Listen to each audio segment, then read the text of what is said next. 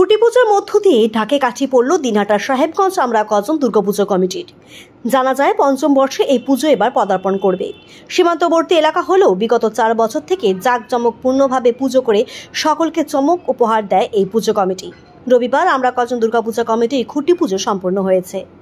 কমিটির তরফে উজ্জ্বল তালুকদার জানিয়েছেন, পঞ্চম বর্ষেও আমাদের পুজোর চমক থাকছে।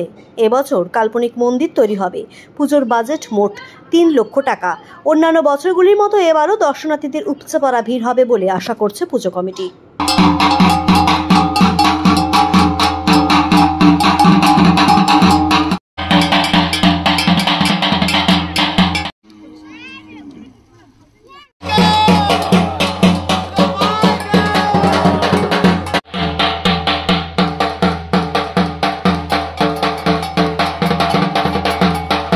আমাদের পঞ্চম বর্ষের দুর্গাপূজা সাহেবগঞ্জ আমরা দুর্গাপুজো কমিটির পরিচালনায় আমরা এবার পঞ্চম বর্ষে পুজো করব।